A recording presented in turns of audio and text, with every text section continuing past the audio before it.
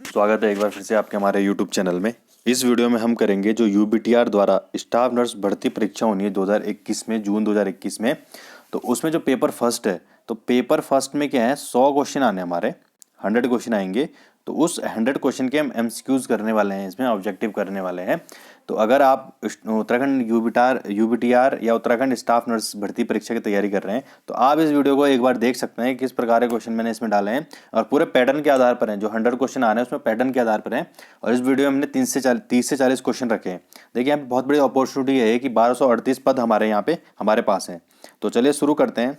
पहला क्वेश्चन है कि तंत्रिका तंत्र के एक हिस्से के साथ पूरी आंख को शल्य क्रिया से हटाने की प्रक्रिया को क्या कहा जाता है?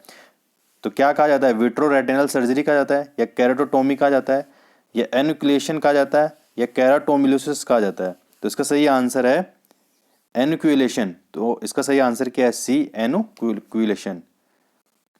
अगला क्वेश्चन है, क्वेश्चन 2 है, वंशानुक्रम का सिद्धांत किसने दिया था? तो किसने दिया था? एटिनो वॉन लोवेनिक ने, या विलियम हार्वे ने, या ग्रेग जॉन मेंडल ने, या रॉबर्ट ब्राउन ने? तो बचपन से हम पढ़ते आ रहे हैं कि वंशानुक्रम का सिद्धांत किसने दिया था? ग्रेगर जॉन मेंडल ने दिया था। तो आंसर सी इसका क्या है? सही है। अगला क्वेश्चन है, सिर चकराना, कान में झंझनाहट और संवेदी स्नायु विक, श्रवण शक्ति कमी जैसे लक्षणों वाले आंतरिक कान की स्थिति को, कभी कभी क्या होता है, कान में झंझनाहट होती है, सिर चकराता है, तो ये कान से संबंधित ये कैसी स्थिति है आंतरिक कान की? इस स्थिति को किस रूप से जाना जाता है?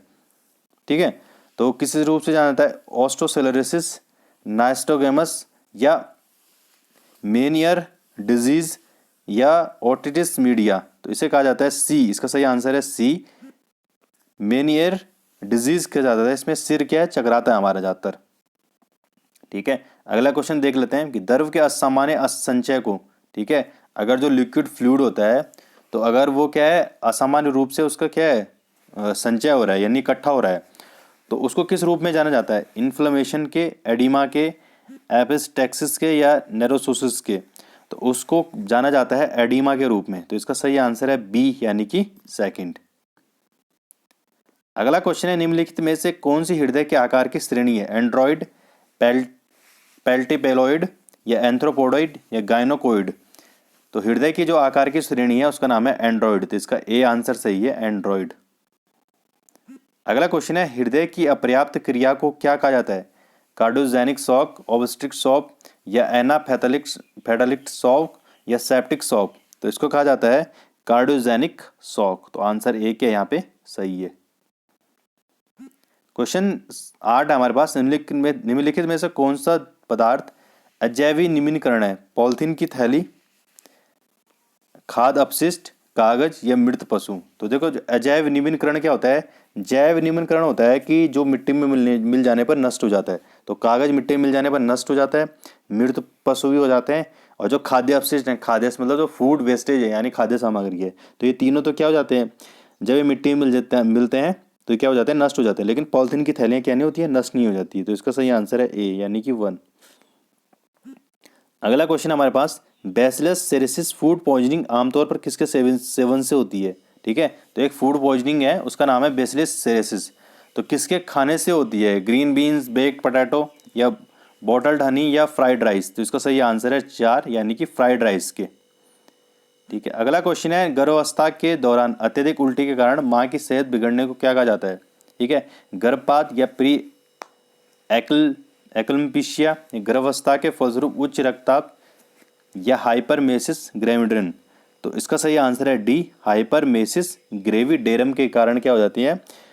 माँ की सेहत क्या है? बिगड़ जाती है, जब उसको क्या होती है? अत्यधिक उल्टियाँ होती हैं। अगला क्वेश्चन, निम्नलिखित में से कौन सी तपेदिक की दूसरी पंक्ति की दवा है?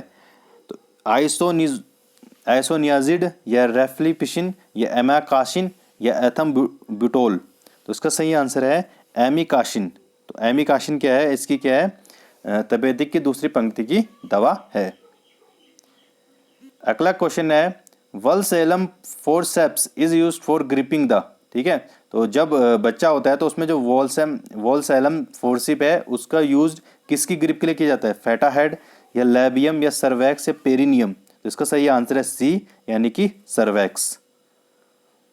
अगला क्वेश्चन है, निम्नलिखित में कौन सा पीठ मालिश का प्रकार नहीं है? सॉकिंग, पैट्रिसेज या टैपिंग या एफ्लूरेज। तो इसका सही आंसर है ए, यानी कि सॉकिंग क्या है, पीठ मालिश का एक प्रकार नहीं है।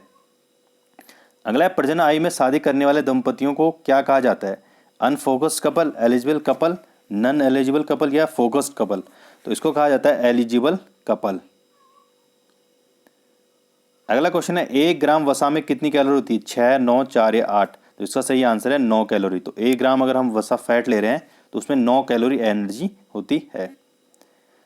अगला क्वेश्चन है एनाफिलेक्सिस का इलाज करने के लिए निम्नलिखित में से कौन सी दवा दी जाती है? डिजॉक्सिन, एट्रोपिन, एप्रिफिरिन या सोडियम बाइकार्बोनेट। ठीक है, तो इसको कौन सी दवा दी जाती है? एपिनफ्रिन दी जाती है, एपिनाइन फेरिन दी जाती है एनाफिलेक्सिस के इलाज के लिए। अगला बलगम में कौन सा प्रोटीन पाया जाता है? मायोसिन, गुलेटिन या न्यूमिन या म्यूसिन।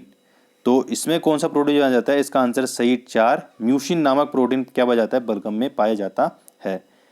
निम्नलिखित में से कौन सा लक्षण लूप मूत्रवर्धक, लूप डायरेटिक प्राप्त करने वाले रोगी के लिए देखे जाने चाहिए? ठीक है, अगर कोई लूप मूत्रवर्धक नामक कोई रोगी है तो उसमें क्या लक्षण होते हैं? वीक इर्रेगुलर पल्सेस या पैरास्थेसिस या रेस्टलेस एंड एजिटेशन या इंक्रीज ब्लड प्रेशर। तो उसकी जो क्या हो जाती है, वीक इर्रेगुलर पल्स हो जाती है उसकी। ठीक है, जो लूप मूत्रवर्धक नामक रोगी होता है या लूप डायरेटिक नामक जो क्या होता है, रोगी होता है। अगला question, the first menstrual flow begins and the puberty and it is termed as menarche, menopause, menostart या नन ऑफ दिस। तो इसका क्या है? मीनार्चे, जिसको हिंदी में रजो दर्शन के नाम से भी जाना जाता है। ठीक है, कहीं मीनार के बोलते हैं इसके, कहीं मीनार्चे बोलते हैं इसको।